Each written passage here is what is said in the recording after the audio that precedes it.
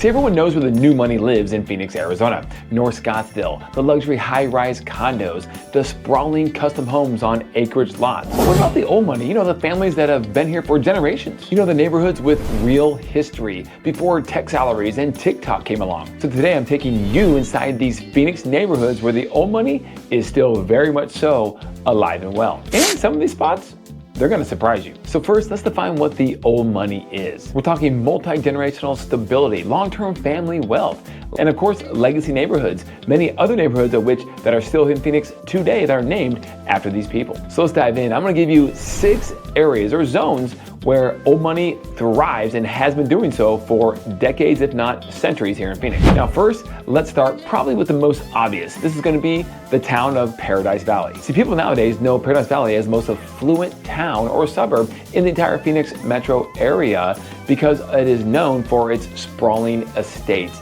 the mountain views, city light views, elevated lots, homes built right into the side of mountains. That's true. And transitional and modern masterpieces, even some contemporary ones, that are absolutely gorgeous by anyone's standards. But these homes, well, they come with a price tag. The most expensive homes in all of Phoenix do lie, on average, in the Paradise Valley area. But it wasn't always that way. The people who bought land in PV early on probably didn't know what they were stumbling onto 100 years ago. See, no one really knew where the town was sprawling, but it started to make its way north, and that's where it gave the birth to Scottsdale, which now is actually South Scottsdale, the only part of Scottsdale back then. We're talking 5, 6, 7, 8 decades ago. And then came along the 1960s where PV really started to take off. You're talking big parcels of land with sprawling estates that were built, and these ranch-style beautiful homes, lower ceilings but sprawling and very wide on these large lots because they had a lot of land, became extremely popular. The mid-century modern architecture started to boom in this area as well. And one of the most famous architects of this type of architecture, Frank Lloyd Wright, who actually was a resident in Phoenix, started to have his way with many designs throughout Paradise Valley. He had several understudies like Ralph Haver and others who also started to build out and design many of the gorgeous homes that are still in play today if they've been preserved. See, Paradise Valley, it's not loud money, it's legacy money. See, if new money buys a McLaren, well, the old money, it buys acreage of land. And that's what Paradise Valley is known for. Before we get to number 2, you have to stay to the very end because number 6, I almost promise you've never heard of. But back to number 2, you probably heard of this one because this place has exploded the last 20 to 30 years, and that's Arcadia Proper. The Arcadia area has boomed the last several decades, and all the different areas around Arcadia Proper have also boomed. You're talking Lower Arcadia and Arcadia Light. See, a lot of people will claim to live in Arcadia, but don't tell that to someone who actually lives amongst the boundaries of Arcadia Proper, because Arcadia Light and Lower Arcadia, they're not the same to somebody living or paying the prices of Arcadia Proper. So where exactly is Arcadia Proper? I'm glad you asked because the boundaries are defined. The southern boundary of Indian School Road is that southern boundary. Now, it runs along the canal, so it is not a straight line going horizontally, but that is the southern border. Now, if you go north of that, of the Camelback, that becomes a northern border, and you're at 68th Street on the east and 44th Street on the west. And that makes up the true Arcadia Proper area in Phoenix. But how did the actual Arcadia Proper start back in the early 1900s? Well, it started as farms. These were actually irrigation families who settled in this area to farm this land for citrus orchards for the most part. And so the original settlers of this area bought big parcels of land, and they had farms with a farm ranch style house on it with many, many acres. Well, since then, those citrus farms, yeah, they're long gone, but there are plenty of lots throughout Arcadia that still have some of the original orange or citrus trees growing in the neighborhood, which give it a nice little charm when you drive through the area. You also have a ton of mature trees and landscaping that is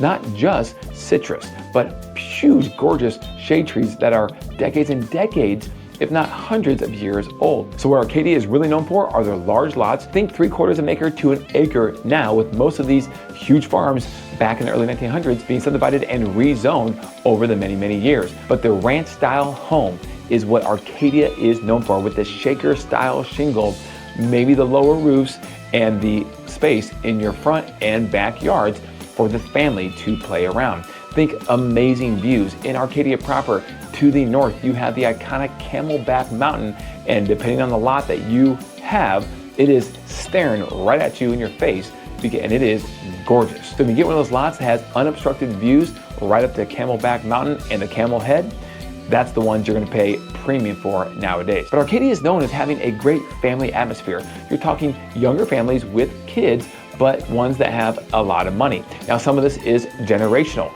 Think of the old money, where the prime pieces of real estate have been passed down over generations to the families that are currently living there. Now, that's not always the case, because since then there's been a lot of money that's poured in from out of state. Think California people who have migrated into Phoenix and have the money and they want that California style of neighborhood. Well, Arcadia delivers on that, because Arcadia is known for its green, luscious landscaping and real grass and irrigated lot. By the way, what is an irrigated lot, you ask? I'm glad you asked. We're not talking about irrigation lines and pipes running through your yard underground and sprinklers that are coming up on a timer that are watering the grass. Now, those are very prevalent in many places across the Phoenix area for people who want real grass in their front or backyards, but not in Arcadia. Arcadia is known for their irrigated lots. So you drive down a street in Arcadia and look at one of the front yards as an example, you're gonna notice that by the curb, there is a berm, a little bump that outlines the entire area of that yard.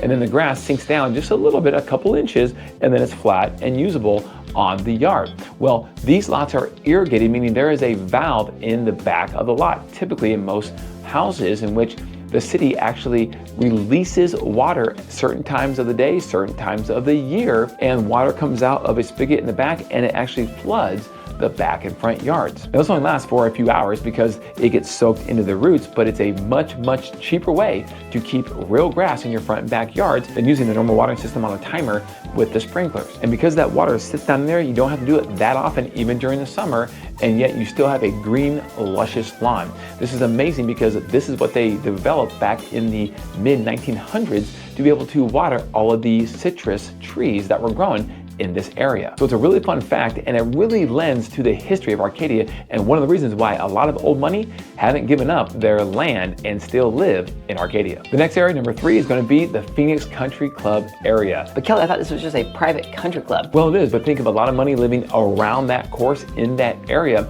and think a lot of political influence money living in this area that has had a big thumb on the imprint of the history of Phoenix politics from 100 years ago to today. Phoenix Country Club alone is rich in tradition. In fact, we have a whole video on the Phoenix Country Club and other country clubs throughout the Phoenix area you should definitely check out on our channel. But this area unofficially is going to be Osborne Road to the north, Thomas Road to the south, 7th Street on the west, and 16th Street on the east. Now, some of these neighborhoods that surround the actual country club, the Phoenix Country Club, are absolutely gorgeous. Now, the houses that are immediately on the course on the outside, these are prime pieces of real estate. Think the roads of Country Club Drive and Manor Drive. The homes that line these streets are on big lots, and they are not cheap. You're talking $3 to $4 to $5 million on up for a property that sits on one of these streets right outside the Phoenix Country Club. And it is a tight-knit community where a lot of these families have been there for so long, generations,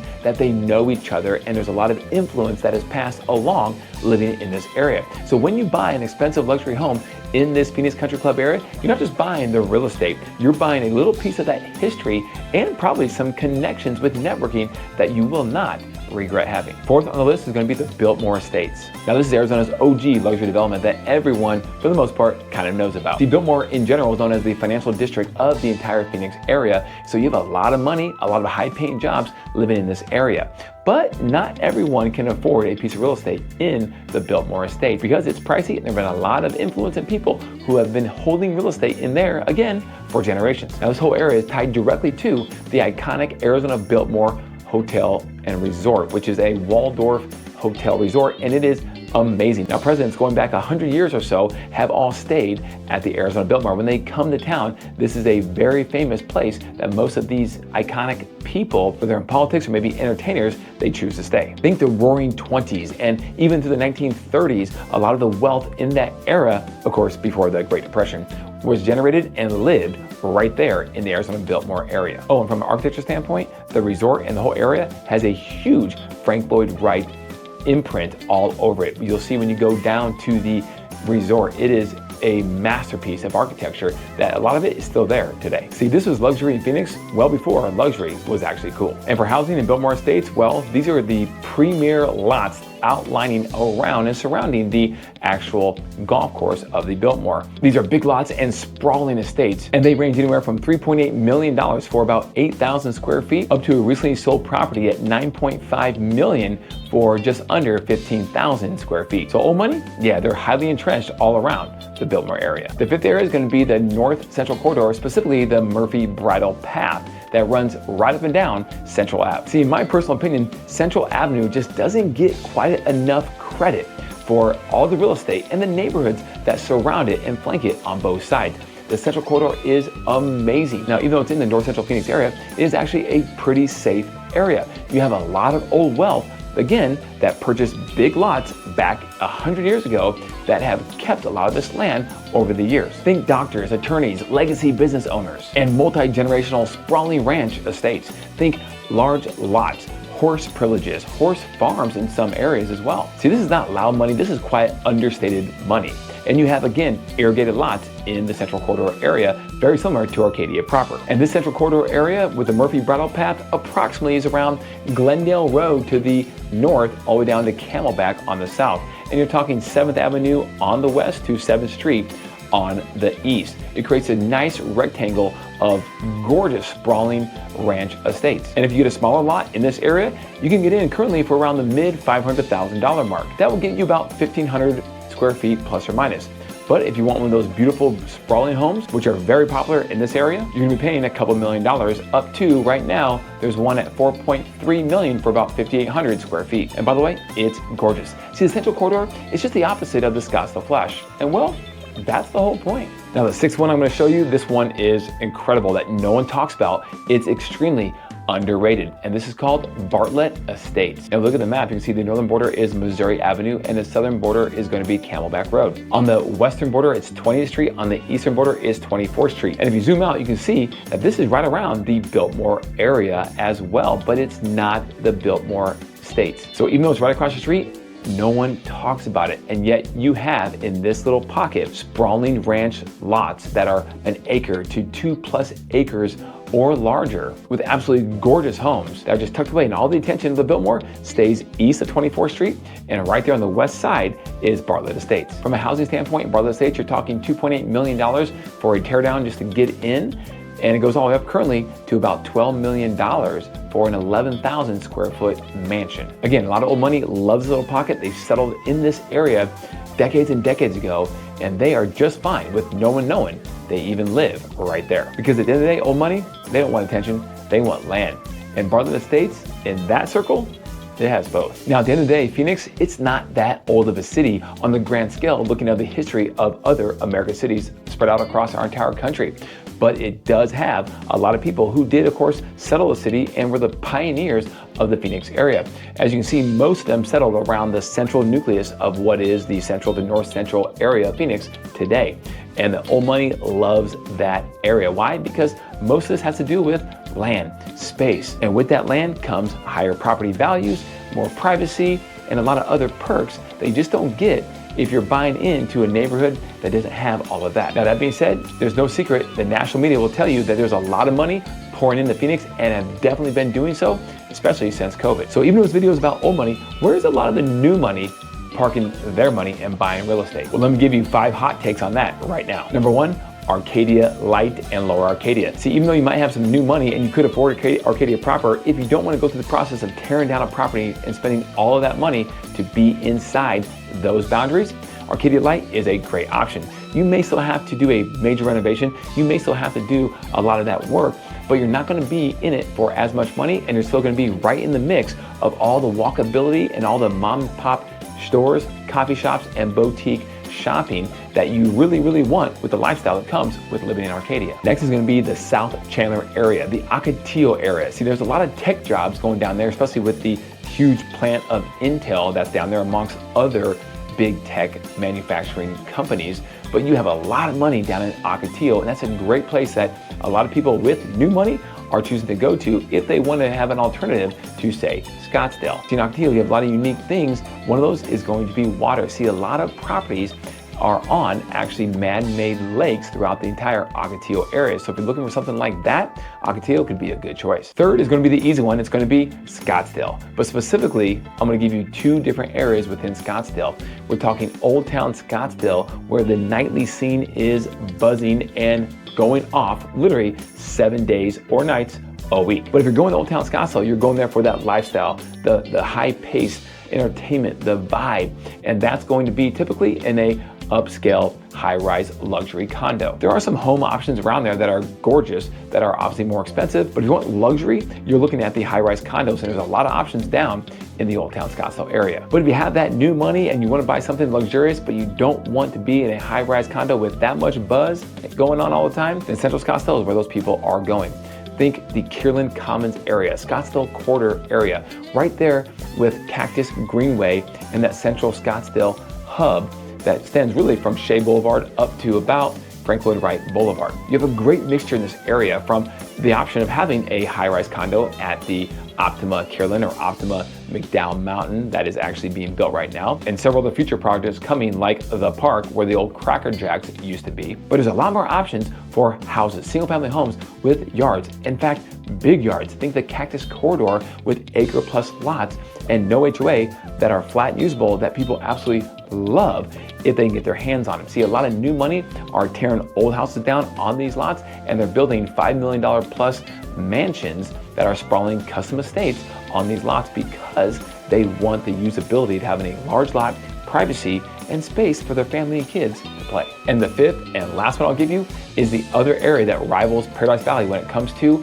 price values of homes. And that is none other than Silverleaf itself. You're talking 8-figure homes plus in Silverleaf. Now, it depends on the type of home you want to buy in Silverleaf, because they do have a decent amount of variety of properties throughout the Silverleaf area.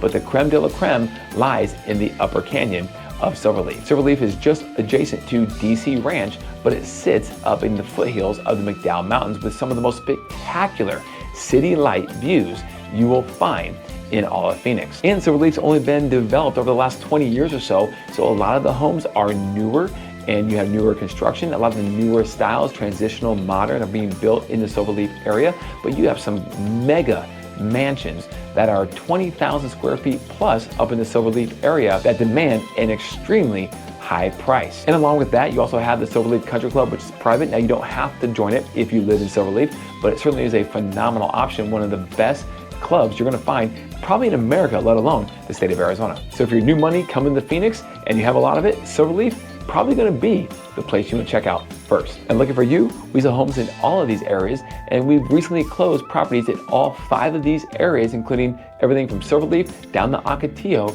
and everywhere in between that we described on this video. Through a luxury home specialist, members of the Institute of Luxury Home Marketing, as well as members of Real's luxury division, with luxury specialists that are agents across the entire country with a very, very tight-knit network of brokers that we all collaborate with luxury homes from Scottsdale, Arizona to Chicago to New York City. And we would love to answer any questions that you may have about any of these areas we described here today. So give me a call, 480-660-5974. Shoot me a text if you want to do that as well. Either way works for us. Even an email will be just fine. And we will get back to you immediately, because we are passionate about our city of Phoenix and all the beautiful suburbs that make up this entire greater Phoenix area. So if you could, like us and hit that subscribe button below.